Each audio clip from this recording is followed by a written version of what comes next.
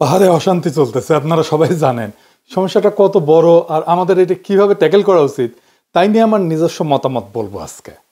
যদিও আমি দেখতে পারতেছি আমার পাঠক দর্শকদের বেশিরভাগ অংশই একটা মতামত অলরেডি নিয়ে ফেলছেন, কিন্তু আমরা সব মতকে বিবেচনায় নিয়ে একটা সমাধানের দিকে আগাবো। এইটা মানতে তো আমাদের কোনো অসুবিধা নাই, তাই না, যে পার্বত্য চট্টগ্রামের সমস্যা জটিল।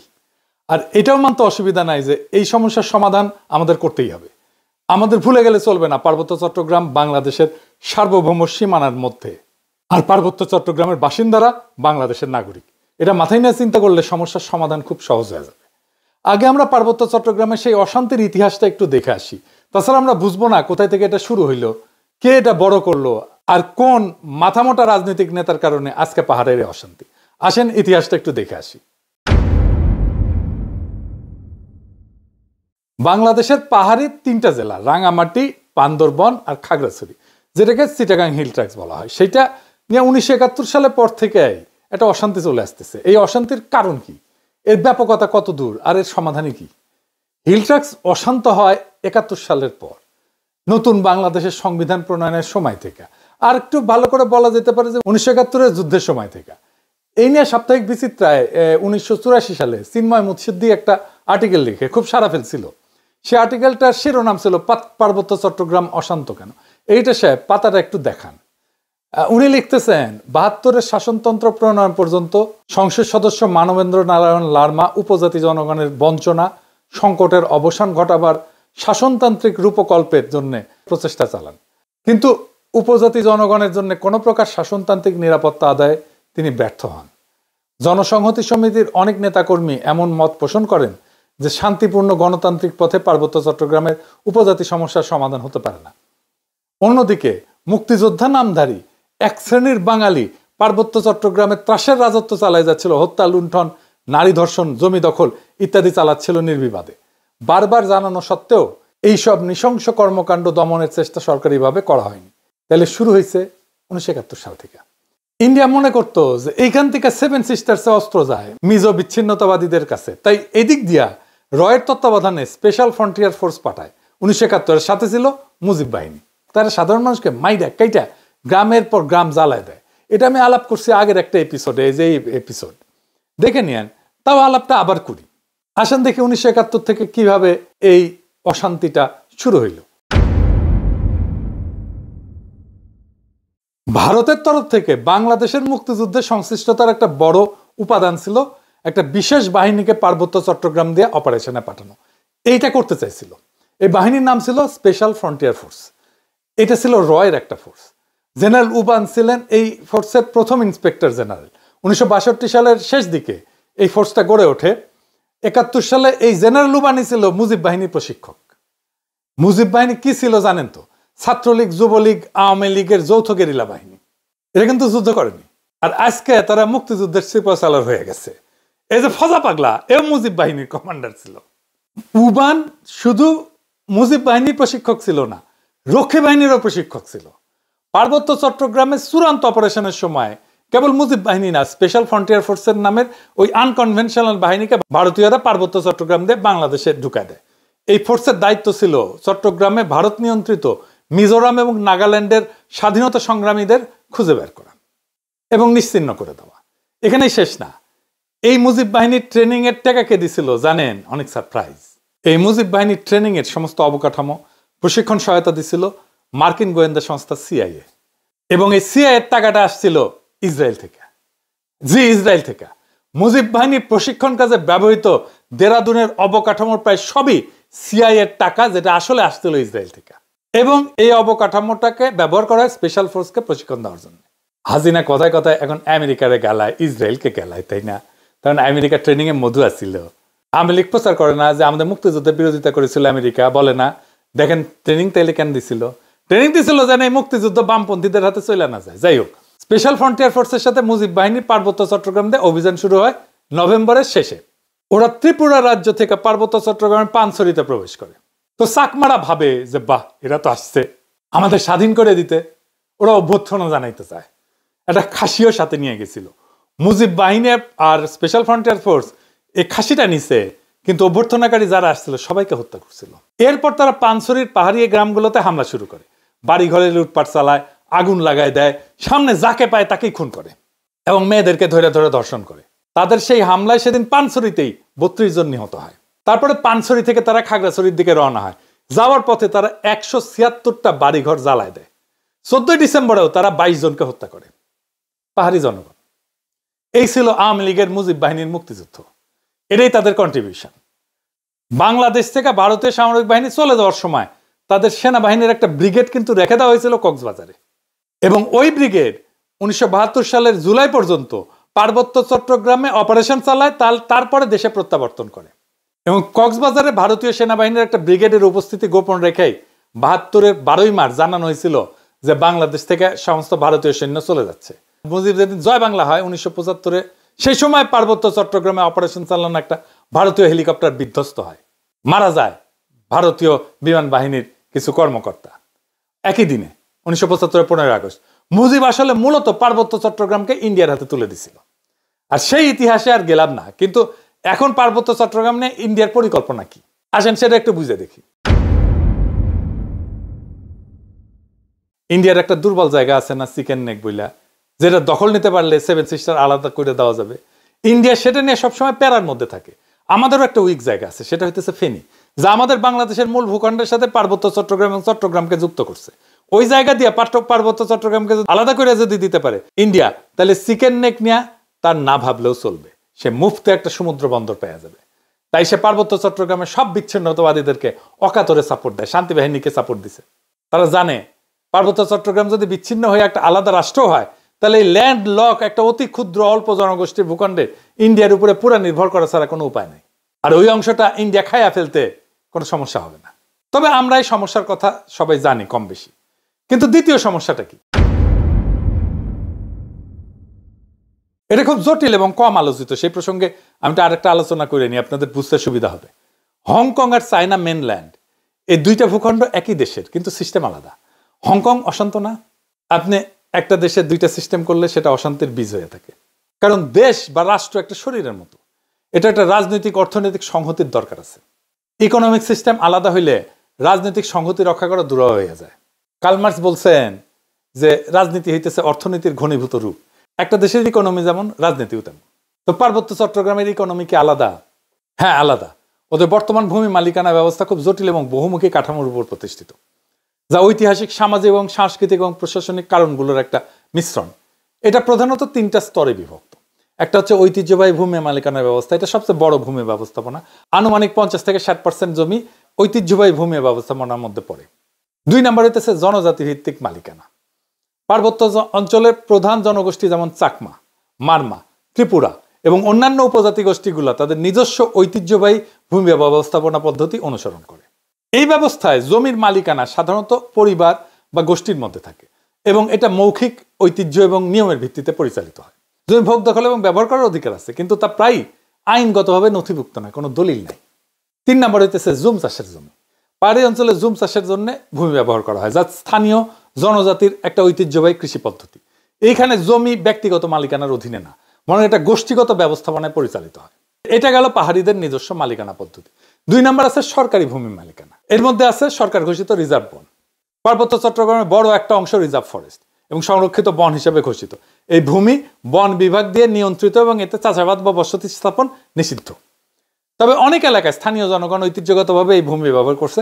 এটাও কিন্তু ভূমি বিরোধের একটা কারণ। সরকারি প্রকল্প যেমন ধরুন কাপ্তাই লেক এবং বাঁধ প্রকল্পের জন্য ব্যাপক ভূমি অধিগ্রহণ করা হয়েছিল, যা স্থানীয় জনগণের ভূমি হারানোর অন্যতম কারণ হয়ে দাঁড়িয়েছে। আমরা এই প্রসঙ্গে আজকের আলোচনা করবো না। এটা আনুমানিক 25 থেকে 30% ভূমি সংরক্ষিত বনাঞ্চলের অধীনে সরকারি ব্যবস্থাপনায় আছে। 3 নম্বর হচ্ছে আইনগতভাবে নথিভুক্ত মালিকানা। পাকা দলিলের মাধ্যমে মালিকানা। কিছু কিছু এলাকায় ব্যক্তি বা গোষ্ঠী তাদের জমির দলিল নথিভুক্ত করছে, রেজিস্ট্রি করছে। তবে এইটা পার্বত্য অঞ্চলে খুবই সীমিত এবং সমস্যাযুক্ত, কারণ অনেক জমির মালিকানার বিষয়ে সরকারি রেকর্ড এবং স্থানীয় ঐতিহ্যবাহী নিয়মের মধ্যে সংঘাত আছে। 2001 সালে পার্বত্য চট্টগ্রাম ভূমি বিরোধ নিষ্পত্তি কমিশন গঠিত হয়, যার উদ্দেশ্য ছিল ভূমি বিরোধ সমাধান করা। তবে এটা কখনোই কার্যকরভাবে ভূমি মালিকানা সমস্যার সমাধান করতে পারেনি। কিছু জমি স্থানীয় বা বাঙালি যারা সেটলার গেছে তাদের ব্যক্তিগত মালিকানায় এটা রেজিস্ট্রেশন হয়েছে। এটা খুবই সীমিত এবং বেশিরভাগ ক্ষেত্রেই খুবই সমস্যাজনক। এটার মধ্যে প্রবলেম আছে নানা ধরনের। তো ঐতিহ্যবাহী নিয়ম এবং সরকারি রেজিস্ট্রেশনের মধ্যে যে বিভ্রান্তি, এটার কারণে জমি নিয়ে প্রায় বিরোধ দেখা যায়। আনুমানিক 10 থেকে 15% ভূমি ব্যক্তিগত বা দলিল ভিত্তিক মালিকানার আওতায় আছে। তো এই ভূমি ব্যবস্থার মূল সমস্যাটা কি? পার্বত্য জনগোষ্ঠী তাদের ঐতিহ্যগত নিয়মে জমি ভোগ দখল করলেও তা প্রায়ই সরকারি আইনে স্বীকৃত না। তারপরে উচ্ছেদ হয়, যেমন কাপ্তাই লেকে উচ্ছেদ হয়েছে, স্থানীয় জনগণের জমি হারানোর ঘটনা ঘটছে। রিজার্ভ বনের যে সিস্টেমটা আছে, এটা সংরক্ষিত বন, এখানে স্থানীয় জনগণ চাষাবাদ করতো ঐতিহ্যগতভাবে। তো এটা নিয়ে সরকারের সাথে একটা বিরোধ লেগে থাকে। তো সমতলের অনেকে বলে যে আমরা কেন পার্বত্য চট্টগ্রামে গিয়ে জমি কিনতে পারবো না? সমস্যা বুঝেছেন তো? আপনি কার কাছ থেকে জমি কিনবেন? দলিলই তো নাই। দলিল তো মুখে মুখে, মালিকানা তো আর ব্যক্তির না যে আপনি কারো কাছ থেকে কিনলেন। মালিকানা সামাজিক, প্রায় 60% জমির মালিকানা সামাজিক। এই বাস্তবতাটা তো বুঝতে হবে। এই সমস্যার সমাধান কি? ওয়ান কান্ট্রি টু সিস্টেম ব্যবস্থা আমাদের চালাইতে হবে, যতদিন পর্যন্ত না ব্যাপক সংখ্যাগরিষ্ঠ পাহাড়িরা এই সিস্টেম বদলানোর জন্য দাবি না করে। সিস্টেম যদি বদলাইতে হয় পাহাড়ি জনগোষ্ঠীর দাবির ভিত্তিতে বদলাইতে হবে, তা না, তার আগে না। আমরা অভিজ্ঞতা নিতে পারি হংকং, স্কটল্যান্ড, উত্তর আয়ারল্যান্ডের অভিজ্ঞতা। এইটা কইরা ঐতিহ্যবাহী ভূমি ব্যবস্থাকে আইনি স্বীকৃতি দিতে হবে। পুরো পার্বত্য চট্টগ্রামকে আমরা গ্রিন ইকোনমির আওতায় আনতে পারি, তাহলে অর্থনৈতিক উন্নয়ন আর স্বাতন্ত্র্য 2 লক্ষই অর্জিত হবে। পার্বত্য চট্টগ্রামে ব্যাপক অর্থনৈতিক উন্নয়ন করলে, পাহাড়িদের আয় আর জীবনযাত্রার মান বাড়লে বেশিরভাগ সমস্যার সমাধান হয়ে যাবে। আসলে আমাদের সমস্যার মূলে হচ্ছে দারিদ্র। এইটা দূর করেন, সব দূর হয়ে যাবে। যাই হোক, আগের আলাপে ফিরে আসি, ওটাও জরুরি। ওই যে 3টে জেলার কথা বলছি, যে রাঙামাটি, বান্দরবন, খাগড়াছড়ি, এই 3টে জেলা আগে ব্রিটিশ এবং পাকিস্তান আমলে একটা জেলা ছিল, যার নাম ছিল চিটাগাং হিল ট্র্যাক্টস। এই 3টে জেলা অমুসলিম সংখ্যাগরিষ্ঠ হওয়া সত্ত্বেও 1947 সালে স্যার সিরিল র্যাডক্লিফ যে ভাগ করে দিছিল ইন্ডিয়া পাকিস্তান, এই জেলাকে পাকিস্তানকে দিয়ে দেয়। কারণ এই জেলার সাথে ভারতের পার্শ্ববর্তী রাজ্য মিজোরাম আর ত্রিপুরার কোনো স্থল বা নৌ যোগাযোগ ছিল না, এখনো নাই প্রায়, যেটা আছে খুবই সামান্য, এটা উল্লেখ করার মতো না। এই জেলার যোগাযোগ ব্যবস্থা চট্টগ্রামের সাথে জড়িত হয় অর্থনৈতিক বাস্তবতার কারণে। এই জেলাকে চট্টগ্রামের সাথে পাকিস্তানে দিয়ে দেওয়া হয়। হুদাহুদি এই জেলাকে মিজোরামের সাথে জুড়ে দিয়ে যাতায়াত ব্যবস্থা কাট করে না খাওয়া মরার তো কোনো কারণ নাই। পাকিস্তানে এই জেলাকে দেওয়ার কারণে এখানে কোনো উল্লেখযোগ্য বিদ্রোহ বা আন্দোলন কিছুই হয় না। 1948 সালে কায়দা আজম মোহাম্মদ আলী জিন্নাহ যখন পূর্ব পাকিস্তানে আসেন, তখন উনি ঢাকায় সফর শেষে করে চট্টগ্রামে যান। সেখানে গেলে হিল ট্র্যাক্টসের জেলার বিভিন্ন ট্রাইবাল লিডাররা তার সাথে দেখা করেন। এই ঘটনার বিবরণ চাকমার আজাদ ত্রিদীপ রায়ের বই দ্য ডিপার্টেড মেলোডিতে আছে। তো জিন্নাহর সাথে সেই মিটিংয়ে ট্রাইবাল লিডাররা তাদের জন্য অটোনমি দাবি করে একটা প্রস্তাব পেশ করেন। জিন্নাহ সেটা একবার পইরাই অ্যাপ্রুভ করে দেন, অনুমোদন করে দেন, পুরোপুরি একবার পইরা। পাকিস্তান আমলে পাকিস্তান এই ট্রাইবগুলোকে অটোনোমাস হিসেবে রাখছিল, স্বায়ত্তশাসিত, এবং পাকিস্তানের সংবিধানেও এই অটোনমি স্বীকৃতি ছিল। এটা পাকিস্তানের 62 সালের সংবিধানের 223 নম্বর আর্টিকেল, যেখানে বলা আছে সেন্ট্রাল কিংবা প্রদেশের আইনসভা দ্বারা বানানো আইন ট্রাইবাল এলাকায় প্রযোজ্য হবে না। রাষ্ট্রপতি বা প্রেসিডেন্ট বিশেষ জরুরি পরিস্থিতিতে বিভিন্ন রেগুলেশন জারি করতে পারেন। এর ফলে পাকিস্তানের ট্রাইবাল এলাকাগুলোর গোত্রগুলা সর্দার দিয়ে স্বায়ত্তশাসিত ছিল। পাকিস্তানে কিন্তু খালি একটাই ট্রাইবাল এলাকা ছিল না, পশ্চিম পাকিস্তানেও সীমান্ত প্রদেশে অনেকগুলো পাঠান আর বালুচ ট্রাইব আছে, যারা তখন স্বায়ত্তশাসিত ছিল। যেমন ধরেন ডির, সোয়াত, চিত্রাল। পশ্চিম পাকিস্তানের এইসব জেলায় অনেক পাঠান ট্রাইব আছে। পাকিস্তানের সীমান্তবর্তী আরও এলাকা আছে, যেমন ধরেন বাজাউর, তারপরে মোহাম্মদ, তারপরে ওরাকজাই, তারপরে ওয়াজিরিস্তান, তারপরে কুররাম, তারপরে খাইবার, যেখানকার ট্রাইবগুলো সম্পূর্ণ স্বায়ত্তশাসিত ছিল। এই এলাকাকে পাকিস্তানে বলা হয় FATA, ফাটা, মানে ফেডারেলি অ্যাডমিনিস্ট্রার্ড ট্রাইবাল এজেন্সি। এইটা পাকিস্তানের উত্তর পশ্চিম সীমান্ত প্রদেশের সরকারের জুরিসডিকশনের বাইরে ছিল। এদের জন্য আলাদা পেনাল কোড ছিল, যেখানে গোত্রপতিরা নিজেদের কালচার আর বিচার ব্যবস্থা অনুযায়ী বিচার করে সেটা রায় কার্যকর করতে পারত। সেটার নাম ছিল ফ্রন্টিয়ার ক্রাইমস রেগুলেশন বা FCR। পাকিস্তানের 2018 সালে FATA কে খাইবার পাখতুনখোয়া প্রদেশের সাথে একীভূত করা হয়। তো তাইলে যেইটা পাকিস্তান আমলে শান্ত ছিল, এটা ঝামেলা শুরু হইলো এই উগ্র বাঙালি জাতীয়তাবাদের নাম করে। পাকিস্তান ভাঙার পর থেকে রাজা ত্রিদিপ রায় তার বইতে লিখছে এইসব। বাংলাদেশ পাকিস্তান থেকে বিচ্ছিন্ন হওয়ার পর যখন নতুন সংবিধান প্রণয়ন হচ্ছে, তখন ট্রাইবাল লিডাররা আবার সরহদি বডিগার্ডের সাথে দেখা করে সংবিধানে পাকিস্তানের মতো করে তাদের আগের স্বায়ত্তশাসনের ধারা গ্যারান্টি চায়। তো বডিগার্ড তাদেরকে কি কইছিল জানেন? কি উত্তর দিছিল জানেন না? কইছিল কোনো স্বায়ত্তশাসনের প্রয়োজন নাই, তোরা সব বাঙালি হয়ে যা। বডিগার্ড আর আওয়ামী লীগ যে কি পরিমাণে বুর্বক, বেকুব, মাথা মোটা, ফ্যাসিস্ট, এটা তার সামান্য একটা উদাহরণ। কেন তা একটা জাতি বা ট্রাইব তার সবকিছু পাল্টায় বাঙালি হয়ে যাবে? বডিগার্ড তো এর মধ্যে অবাঙালি, বিহারি আর অমুসলিমদের কচুকাটা করিয়া গণহত্যা চালায়, তাদের নাগরিকত্ব বাতিল করে, ঘর বাড়ি জমি জমা রাষ্ট্রীয়ভাবে বাজেয়াপ্ত করে নিজের চামুন্ডারদের মধ্যে বিতরণ করে দিছিল। এই যে পাদের সিদ্দিকি আছে না, পাদের সিদ্দিকি যে বাসায় থাকে, ওই বাসাটা বিহারিদের বাসা। এই যে জিল্লুর রহমান ছিল না, এই যে পাপনের বাপ, ও বাসাটাও বিহারিদের বাসা। সবগুলো আওয়ামী লীগ দখল করে নিয়েছিল। এমনকি এই যে সিপিবির পুরানা পল্টনের অফিস, ওটাও বিহারিদের বাসা ছিল। এরপরে ফ্যাসিস্টদের রুল বুক অনুযায়ী অবাঙালি মুসলমানদের নাজি কনসেন্ট্রেশন ক্যাম্পের মতো করে ক্যাম্পে ঢুকায়। স্বাভাবিকভাবে পাহাড়ি ট্রাইবগুলা এই সমস্ত দেখা প্রমাদ গণে এবং এখান থেকে শুরু হয় অসন্তোষ আর ক্ষোভ। তো মুজিবের আমলে তো আমরা জানি ভারতীয় আর্মি পাঠায়, পাহাড়ে নিজের দাপট বজায় রাখে। এরপর বডিগার্ডের ফুটা হয়ে গেলে 15ই আগস্টে, 75-এর 15 আগস্টে ভারত মাতা তার সাপোর্ট উঠায় না। এর ফলে মুজিবের যে বপন করা যে বিদ্বেষ ঘৃণার বীজ, সেটা দিয়ে গাছ তৈরি হয়, সেটা থেকে বাংলাদেশ ভোগা শুরু করে। দুঃখজনক হলেও সত্য যে মুজিব জয় বাংলা হওয়ার পরেও বাংলাদেশে আওয়ামী উগ্র বাঙালি জাতীয়তাবাদের বয়ান জয় বাংলা হয় নাই। এখনো 2025 সালে সেই বয়ানকে আমাদের জয় বাংলা করা লাগতেছে। এর ফলে পরবর্তী কোন শাসকই অবাঙালি বিহারি মুসলমানদের কনসেন্ট্রেশন ক্যাম্প থেকে বের করার উদ্যোগ নেয় নাই, তাদের বাজেয়াপ্ত করা বাড়ি ঘর জমি জমা ফেরত দেওয়ার কোনো উদ্যোগ নেয় নাই। এর ফলে পাহাড়ে অসন্তোষের পলিটিক্যাল সমাধান হয় নাই। এখন আমরা দেখব পাহাড়ে অশান্তির সমাধান কি। আমি আগে একটা গ্রিন ইকোনমিক জোনের আলাপ করছিলাম এপিসোডে, আপনারা দেখছেন। এখন আবার নতুন আলাপ শুরু হয়েছে। এই খবর আপনাদের সবার চোখে পড়ছে যে বাংলাদেশ সেনাবাহিনী পাহাড়ে আরো 250টা ক্যাম্প স্থাপন করতে চায়। তো এটা কি ভালো হবে? এটা কি ভালো কোনো সমাধান? ফেসবুকে তো সবাই খুব বীর বাঙালি হয়ে উত্তেজিত। এইসব নিয়ে উত্তেজিত হওয়ার আগে সামরিক বাস্তবতা বুঝতে হবে। সামরিকভাবে সব সমস্যার সমাধান করা গেলে 1971-এ পাকিস্তান হারতো না, জাস্ট গারপেলি করে মারা খাইছে ইন্ডিয়ার কাছে। কাশ্মীরও ইন্ডিয়া তাহলে ঠান্ডা করে দিত এতদিনে। আফগানিস্তান থেকে, ভিয়েতনাম থেকে আমেরিকা পলাইতো না। রাশিয়া এতদিনে ইউক্রেন দখল করে ফেলতো, আর ইসরায়েল প্যালেস্তাইনকে সাফা করে ফেলতো। গাজারে সাফা করে ইসরায়েল টিকতে পারতেছে না। আসাদ এখনো টিকে থাকতো ক্ষমতা সিরিয়ার।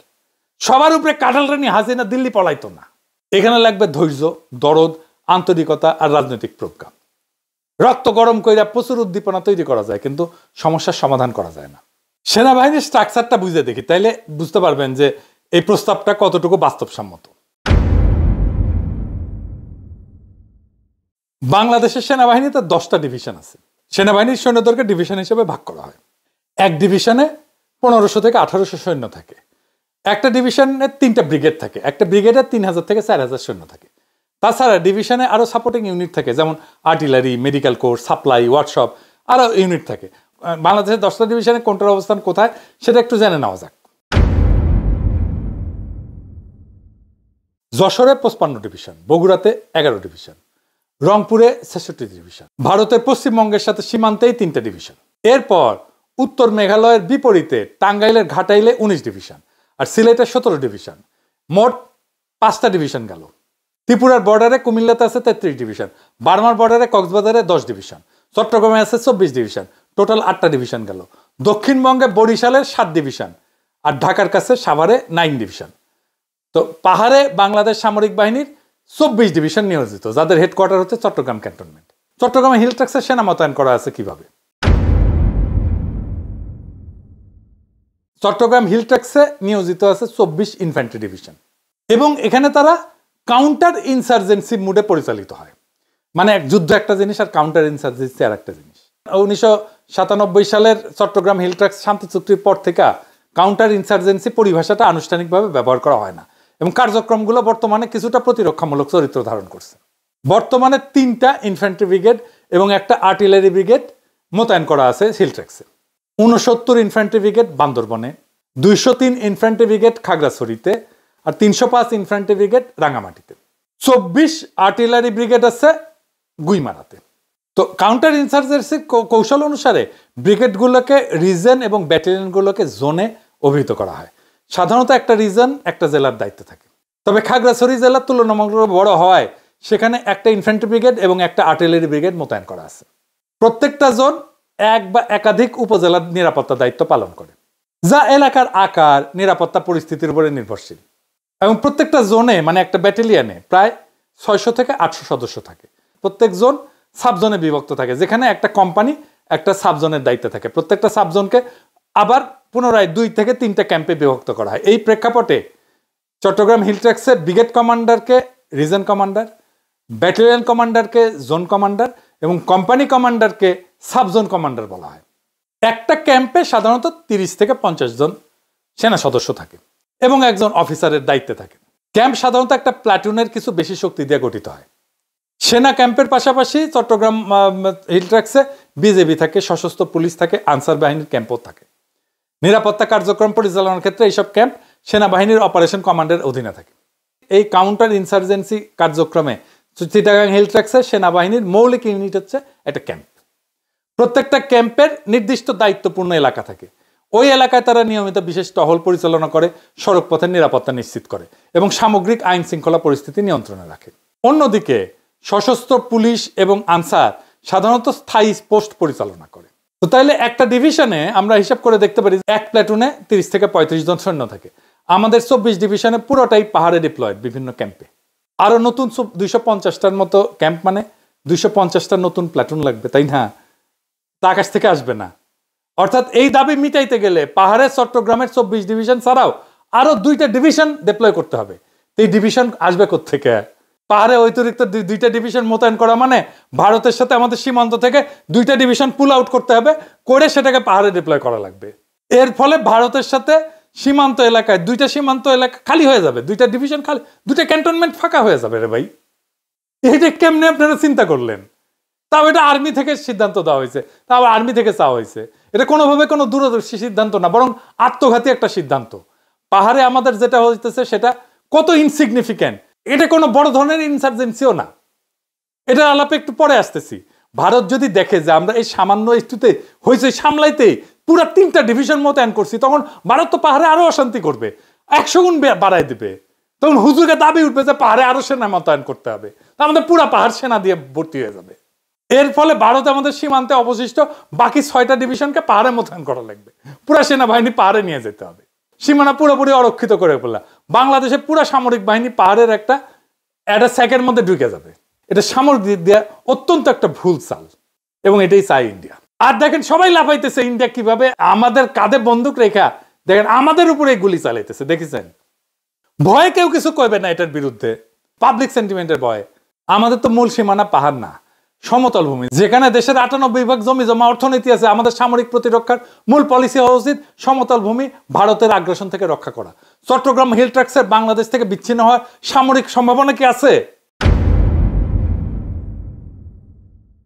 কোনো সম্ভাবনা নেই, শূন্য। কেন শূন্য? কারণ চট্টগ্রাম হিল ট্র্যাক্সের যোগাযোগ ব্যবস্থা পুরোপুরি চট্টগ্রামের সাথে জড়িত। যেখান থেকে খাদ্যদ্রব্য থেকে শুরু করে জীবনযাপনের সবকিছু চট্টগ্রামের রাস্তা দিয়ে ঢুকে। সামরিক বাহিনী চট্টগ্রাম দিয়ে সেখানে যায়। ভারতের সাথে আমাদের হিল ট্র্যাক্সের কোনো উল্লেখযোগ্য যোগাযোগ ব্যবস্থা নেই। আপনারা জানেন, আমার আগের এপিসোডে আমি দেখাইছি না, যোগাযোগ ব্যবস্থাতে সামরিক অভিযানের মূল বিষয়। কোন দিক দিয়ে আর্মি আসবে ইন্ডিয়া থেকে? কোথা দিয়ে আসতে পারবে না, কোনো যোগাযোগ ব্যবস্থা নাই। কিছু মেঠো পথ আছে, ওই দিকের সীমান্ত অত্যন্ত দুর্গম হওয়াতে সেখানে বড় কোনো রাস্তাঘাট একদম নাই। এর ফলে ভারতের পক্ষে ওই সীমান্ত দিয়ে হিল ট্র্যাক্সের সামরিক অভিযান চালানো একেবারে অসম্ভব কাজ। এটা লজিস্টিক্যাল দিক দিয়ে ভারতের পক্ষে সম্ভব না। ওই দিক দিয়ে ভারতের আর্মির কোনো ট্রাক লট বহর টেনে আনা সম্ভব না। আর ভারতের মিজোরামের সাথে নিজেদের যোগাযোগ ব্যবস্থা দুর্গম। ভারত যদি প্রত্যক্ষভাবে সামরিক আগ্রাসন না চালায়, তাহলে হিল ট্র্যাক্সের বিচ্ছিন্ন হওয়ার সম্ভাবনা শূন্যের চেয়েও কম। যদি ভারত অল্প কিছু পদাতিক সৈন্য দিয়ে হামলা করে, যেমন 71 সালে করছিল স্পেশাল ফ্রন্টিয়ার ফোর্স, ওরা কিন্তু কোনো যুদ্ধ করে নাই। মুজিব বাহিনীর সাথে ওরা কিন্তু যুদ্ধ করে নাই, কোনো সামরিক অপারেশন করে নাই। নিরীহ গ্রামবাসীদেরকে মারছে আর লুটপাট করছে। ওইটাকে সামরিকভাবে মোকাবেলা করা আমাদের আর্মির জন্য কোনো ব্যাপারই না। এবার দেখি পাহাড়ে যেটা হইতেছে সেটা কি ইনসার্জেন্সির কোন স্টেজের মধ্যে পড়ে? আমার দেশের প্রতিবেদনে বলা হয়েছে চাঁদানা অপহরণ ও হত্যার সাথে জড়িত ইউপিডিএফ 2009 থেকে এ পর্যন্ত 332 জনকে অপহরণ করছে সংগঠনটা। এর মধ্যে পাহাড়িরাও ছিলেন। সর্বশেষ চট্টগ্রাম বিশ্ববিদ্যালয়ের 5 শিক্ষার্থীকে অপহরণ করার ঘটনা ঘটে। তাদের হাতে 2009 সাল থেকে এই পর্যন্ত 89 জন হত্যার শিকার হয়েছেন। যাদের মধ্যে ক্ষুদ্র নিগোষ্ঠী সদস্য যেমন আছে, তেমনি সেনাবাহিনীর 16 সদস্য আছে। 2009 সাল থেকে এখন পর্যন্ত দীর্ঘ 17 বছরে বিদ্রোহীদের হাতে হত্যার শিকার হয়েছে 89 জন। আর সেনাবাহিনীর কতজন? 16 জন, মাত্র 16 জন। এর চেয়ে বেশি মানুষ ডেঙ্গু, ম্যালেরিয়া, যক্ষা, ডিপথেরিয়া, হুপিং কফ এটাতে মারা গেছে। যারা মারা গেছে আমি তাদের প্রতি সম্মান রেখেই বলতেছি, তাদের আত্মত্যাগকে আমি গভীর শ্রদ্ধা জানাই বলতেছি। সবকিছুর একটা তো মাত্রা আছে, মাত্রা জ্ঞান হারায় ফেললে তো মানুষ কাণ্ডজ্ঞান হারায় ফেলে। জাতিসংঘের মিশনে সেনাবাহিনীর 166 জন সদস্য নিহত হয়েছে, 10 গুণেরও বেশি। পাহাড়ে যে ক্রাইম স্ট্যাটিস্টিক্স, সেটা কোনো ইনসার্জেন্সির সংজ্ঞা পড়ে না। আসল ইনসার্জেন্সি কাকে বলে জানেন? আসেন সেটা দেখি ইনসার্জেন্সি কি। আফগানিস্তানে পশতুন পাঠান ট্রাইবগুলা আমেরিকা এবং নেটোর বিরুদ্ধে যেটা করছে সেটা হইতেছে আসল ইনসার্জেন্সি। সেখানে ক্যাজুয়ালিটি কত হয়েছে শুনবেন? 2001 থেকে 2021 সাল পর্যন্ত এই 20 বছরে আমেরিকা এবং তার মিত্রদের 70,000-এর বেশি সৈন্য মারা গেছে। হ্যাঁ, 70,000-এর বেশি, বছরে গড়ে 3,500। আহত যে কত হয়েছে আল্লাহ মালুম। ওইটারে বলা হয় ইনসার্জেন্সি। বাংলাদেশে পাহাড়ে যে অশান্তি, সেটাকে হুদাহুদি ইনসার্জেন্সি নাম দিয়া সীমানা খালি করে সেখানে 3 ডিভিশন সৈন্য ডিপ্লয় করা পাগলামোর ছাড়া আর কিছু না। পাহাড়ে যে ক্রাইম আছে সেটার জন্য পুলিশকে উপযুক্ত ট্রেনিং দিয়ে ব্যবহার করা উচিত। আর ক্রাইম মোকাবেলা করার জন্য সবচেয়ে বেশি দরকার গোয়েন্দা তথ্য, মানে ইন্টেলিজেন্স। সিভিল ক্রাইম ফাইট করার জন্য আর্টিলারি বা কামানের গোলা লাগে না। সেনাবাহিনীকে দিয়ে ক্রাইম ফাইট করানো ভুল কাজ। সেনাবাহিনী যদি চোর ডাকাত ধরে আর অন্য দেশের সামরিক বাহিনীর ভারী অস্ত্র ট্যাঙ্ক মোকাবেলা করার প্রশিক্ষণ না নিয়ে রাস্তাঘাটে ডাকাত ধরার জন্য টহল দিতে থাকে, তাহলে তো পুরো সেনাবাহিনী নষ্ট হয়ে যাবে। এসব পুলিশের কাজ।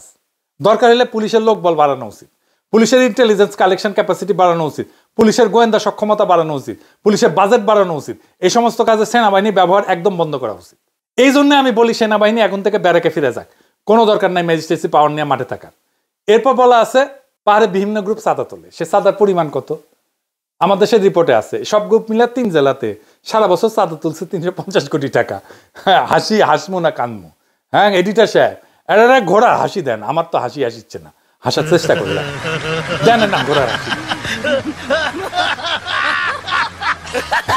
ঢাকা শহরে শুধু পরিবহন খাতে সারা বছরের চাইতে অন্তত 10 কোটি টাকা বেশি চাঁদাবাজি হয়।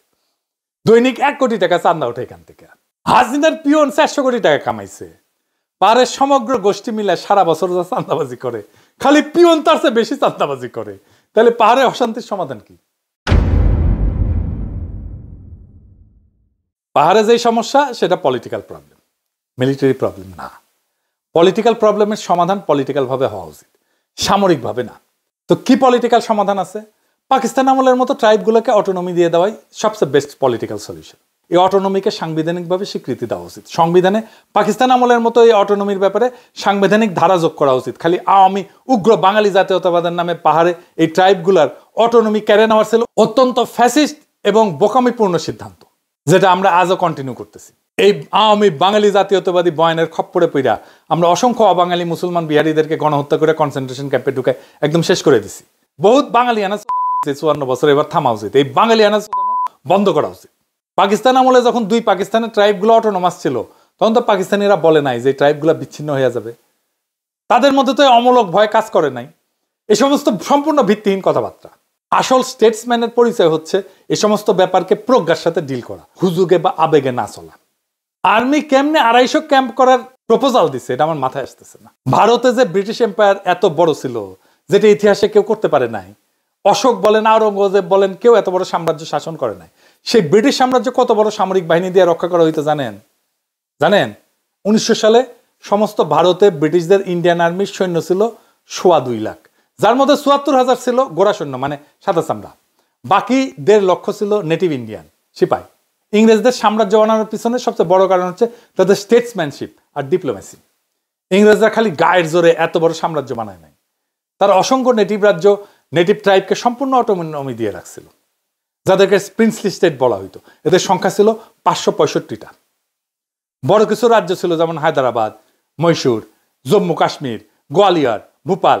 ছোট ছোট অসংখ্য রাজ্যও ছিল। আমাদের এইদিকে ছিল ত্রিপুরা আর কুচবিহার। এরকম প্রিন্সলি স্টেট ছিল। ইংরেজরা খালি এদের পররাষ্ট্রনীতি আর প্রতিরক্ষার দায়িত্ব ছিল, বাকি সবকিছুর দায়িত্ব নেটিভ রাজ্যগুলো নিজেরা নিজেদের মতো করে নিজেদের প্রথা অনুযায়ী কর তুইলা সেইটা নিজেরাই খরচ করত। ইংরেজরা এই সমস্ত রাজ্য থেকে কোনো কর নিত না, খুব সামান্য ইনসিগনিফিকেন্ট পরিমাণে একটা ট্রিবিউট নিত। তা আমি জানি এখন আপনারা এখন বলবেন যে এতদিন যে জানতাম ইংরেজরা দেশীয় রাজ্য থেকে কর তুলতো, বলিউডে লাগান বলে একটা সিনেমা হয়েছে না, এই যে কর তোলা নিয়ে ক্রিকেট খেলা, আমির খান ছক্কা মেয়েরা ম্যাচ জিতায়, হ্যাঁ, এইসব বলিউডের গালগপ্প। বাস্তবে ব্রিটিশ ভারতে ইংরেজ সরকারের রাজস্ব কর তুলতো নিজেদের সরাসরি শাসন করা 11টা প্রদেশ থেকে মাত্র। সেটা দিয়ে ইংরেজরা সারা ভারতের সমস্ত খরচ চালাইতো। স্যার যদুনাথ সরকারের একটা বই আছে, ইকোনমিক্স অফ ব্রিটিশ ইন্ডিয়া নামে। সেখানে 1913 সালের বাজেটের একটা স্টেটমেন্ট দেওয়া আছে। ইংরেজদের রাজস্বের প্রধান খাত ছিল ভূমিকর, প্রায় 33%। এরপরে 28% আসতো কাস্টমস আর এক্সাইজ থেকে, মানে আকবরি শুল্ক থেকে। 17% আসতো রেল আর স্ট্যাম্প ডিউটি থেকে। আর 80% রাজস্বই 5টা খাত থেকে আসতো। লবণের উপরে একটা কর ছিল, এটা নিয়ে আবার আন্দোলন হয়েছিল। যাই হোক, সেইখান থেকে বছরে 4.5 কোটি রুপির একটু বেশি রাজস্ব আসতো, 5% মতো। এছাড়া বনভূমি থেকে কিছু ইনকাম ছিল। ইনকাম ট্যাক্স খুব সামান্য ছিল, আজকালকার মতো ইনকাম ট্যাক্সের বালাই ছিল না, ভ্যাটও ছিল না। প্রিন্সলি স্টেট থেকে যে ট্রিবিউট নিত, এইটা 61 লাখ রুপি মাত্র, অর্থাৎ রাজস্বের 1%-এরও কম। বছরে এই 86 কোটি রুপি দিয়াই ইংরেজ সরকার সারা ভারতবর্ষে তাদের সাম্রাজ্য মেনটেন করত, প্রতিরক্ষা মেনটেন করত, সিভিল প্রশাসনের খরচ সহ। বাজেট প্রায় ব্যালেন্স থাকতো, মানে অতিরিক্ত থাকতো। 1913 সালের খরচের হিসাব আছে বইতে, দেখেন।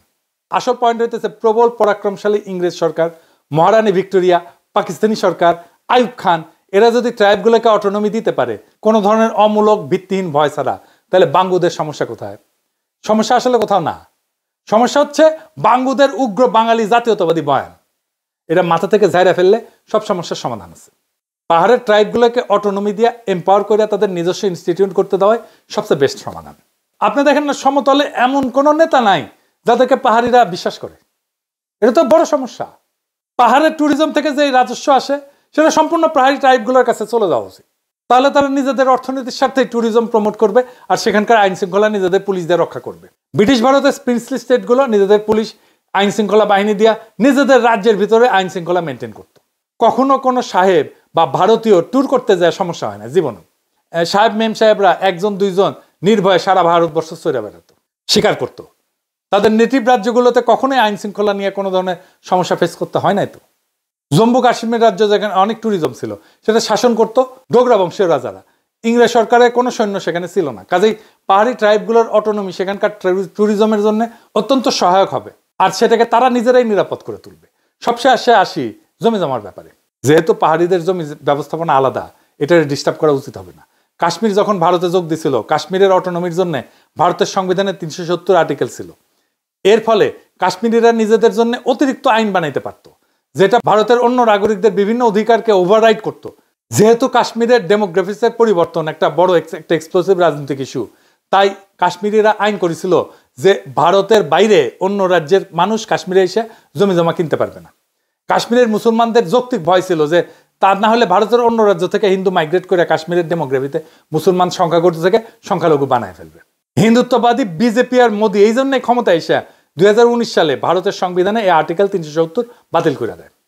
ফলে কাশ্মীর উপত্যকা বিক্ষোভে উত্তাল হয়ে পড়ে। ভারত পুরা 1.5 বছর কাশ্মীরের লকডাউন, যোগাযোগ ব্ল্যাকআউট আর ইন্টারনেট সংযোগ বন্ধ করে রাখছিল। আমরা কি মোদীর মতো হব? কাশ্মীর যেভাবে ঠান্ডা করতে চাই, আমরা সেভাবে পার্বত্য চট্টগ্রাম ঠান্ডা করতে চাই? আমাদের পাহাড়ের জন্য বেস্ট সমাধান হচ্ছে পাহাড়ি ট্রাইবগুলোকে অটোনমি দেওয়া, ট্যুরিজম সহ বিভিন্ন রাজস্ব পুরোটাই তাদেরকে দিয়ে দেওয়া, তাদের দিয়েই লোকাল আইন শৃঙ্খলা মেনটেন করানো, আর পাহাড়িদের ভূমি ব্যবস্থাপনার রাষ্ট্রীয় স্বীকৃতি দেওয়া, 1 country 2 system। পার্বত্য চট্টগ্রামের সংকট এটা সামরিক না, একেবারেই রাজনৈতিক। ইতিহাস, অর্থনীতি আর সামাজিক বাস্তবতা প্রমাণ করে দিছে যে বন্দুক দিয়া পাহাড়ে শান্তি আনা যাবে না, যায়নি এতদিন, বরং সেটা অশান্তিকে দীর্ঘস্থায়ী করছে। সমাধান লুকায় আছে পারস্পরিক শ্রদ্ধা, রাজনৈতিক প্রজ্ঞা আর ন্যায্য স্বীকৃতির মধ্যে। আমাদের সামনে 2টা পথ খোলা আছে। একদিকে উগ্র জাতীয়তাবাদী হুজুগ, যা কেবল নতুন ক্ষত তৈরি করবে। অন্যদিকে প্রজ্ঞার পথ, যেখানে পাহাড়ি জনগোষ্ঠীর ঐতিহ্য এবং স্বায়ত্ত শাসনকে সাংবিধানিক মর্যাদা দিয়া রাষ্ট্রকে আরো শক্তিশালী করা সম্ভব। যদি আমরা ব্রিটিশ আমল, পাকিস্তান আমল কিংবা বৈশ্বিক উদাহরণ থেকে শিক্ষা নেই, তাহলে বুঝবো অটোনমি মানে বিচ্ছিন্নতা না, বরং সেটাই টেকসই শান্তি এবং উন্নয়নের নিশ্চয়তা। 1970-এর নির্বাচনে বাঙালিরা অটোনমি চাইছিল পাকিস্তানের কাছ থেকে, সেইটা দিলে পাকিস্তান ভাঙত না। তাই এখন প্রয়োজন সাহসী নেতৃত্বের, যারা আবেগ না দূরদর্শী কৌশল দিয়ে আগাবে। পাহাড়ি বাঙালি মিলেই যদি আমরা 1 দেশ 2 ব্যবস্থা মডেলে আস্থা রাখি, তবে গ্রিন ইকোনমি, পর্যটন, শিক্ষা, স্বনির্ভরতার পথে নতুন দিগন্ত উন্মোচিত হবে। পাহাড়কে জয় করার জন্য সেনা না, দরকার আস্থা এবং শান্তির পথ তৈরি করা। গুলি না, দরকার রাজনৈতিক প্রজ্ঞার ভালোবাসা। এই পথে হাঁটলেই পাহাড়ে অশান্তি মিলায় যাবে, আর বাংলাদেশ সত্যিকার অর্থেই একটা সমন্বিত, ন্যায়ভিত্তিক, ইনসাফপূর্ণ, শক্তিশালী রাষ্ট্র হিসেবে দাঁড়াবে। ইনকিলাব জিন্দাবাদ।